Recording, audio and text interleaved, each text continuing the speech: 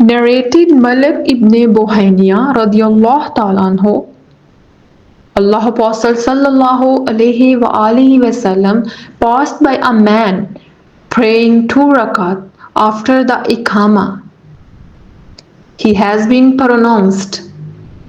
When Allah Apostle sallallahu alayhi wa alihi wasallam completed the prayer, the people gathered around him.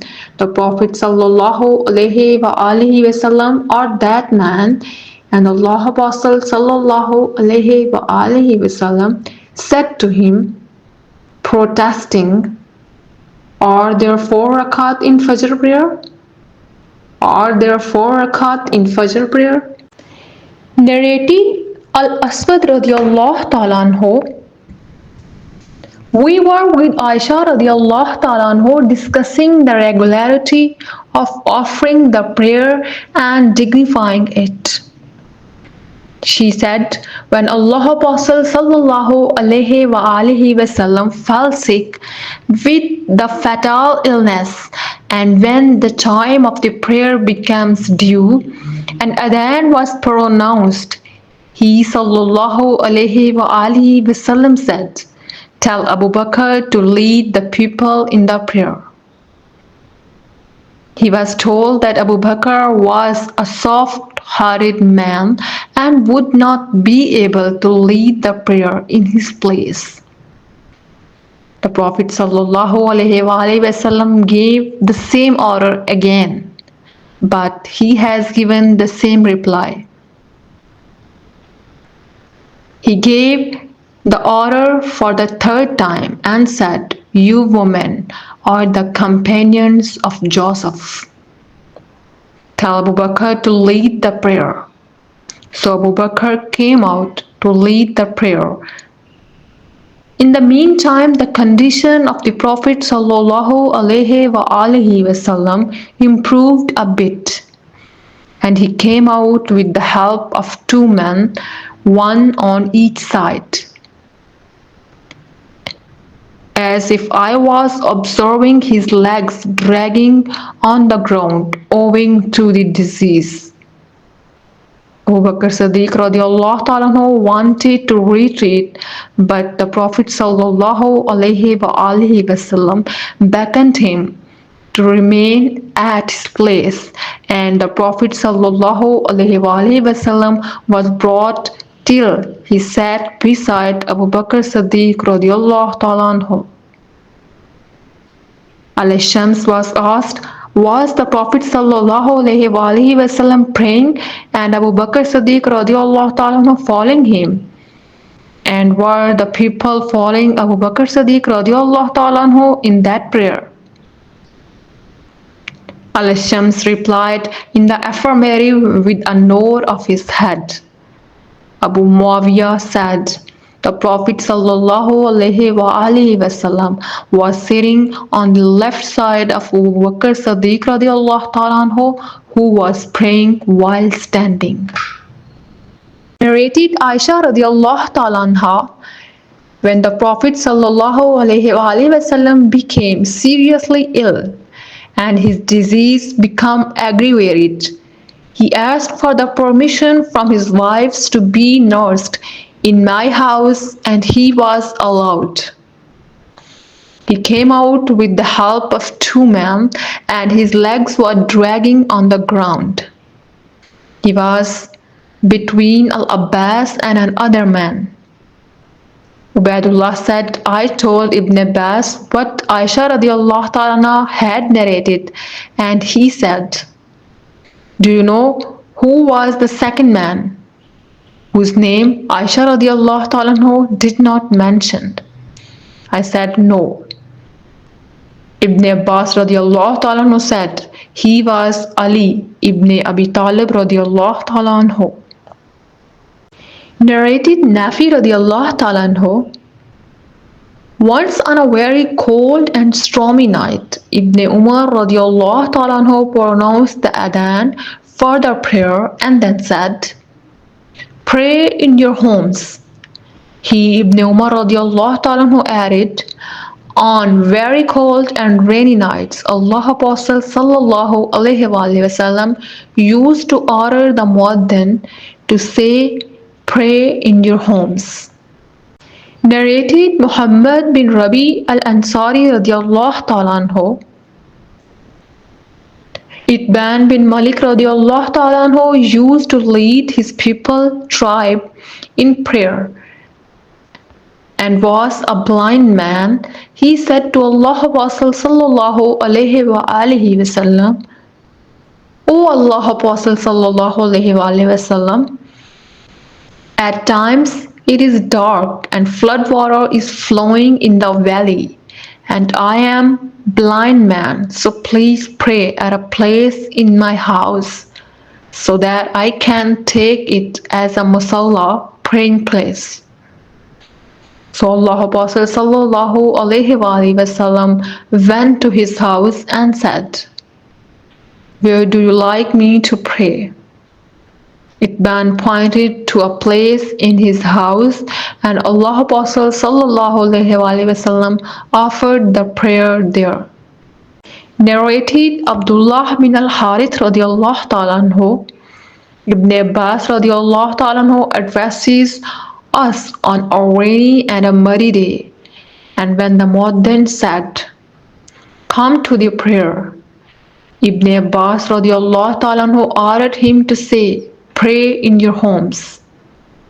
The people began to look at one another with surprise as if they did not like it.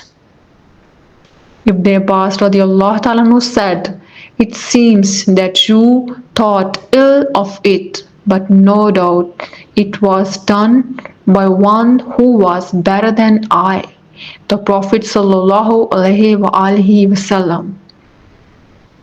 If the prayer is a strict order, I dislike to bring you out." Ibn Abbas radiallahu ta'ala anhu narrated the same as above, but he said, "I did not like you to make you sinful in refraining from coming to the mosque, and to come to the mosque covered with mud up to the knees." Narrated Abu Sa'id al-Khudri radiallahu ta'ala anhu, "A cloud came and it rained till the roof started leaking, and in those days the roof used to be of the branches of the dead palm trees. Iqama was pronounced, and I saw Allah Apostle sallallahu alaihi wasallam prostrating in water and mud, and even I saw the mark of mud on his forehead." Narrated Anas bin Sirin radiallahu ta'ala anhu, I heard Anas saying, "A man from Ansar said to the Prophet sallallahu alaihi wasallam, I cannot pray with you in congregation." He was a very fat man, and he prepared a meal for the Prophet sallallahu alaihi wasallam and invited him to his house. He spread out a mat for the Prophet sallallahu alaihi wasallam and washed one of its sides with water, and the Prophet sallallahu alaihi wasallam prayed 2 rakat on it. A man from the family of al-Jurayt asked, "Did the people used to pray the duha forenoon prayer?" Anas radiallahu ta'ala anhu said, "I did not see him praying the duha prayer except on that day."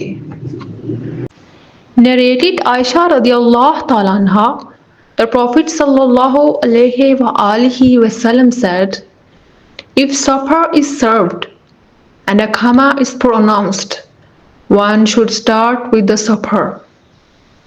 Narrated Anas bin Malik radiallahu ta'ala anhu, Allah Apostle sallallahu alaihi wasallam said, "If the supper is served, start having it before praying the Maghrib prayer, and do not be hasty in finishing it."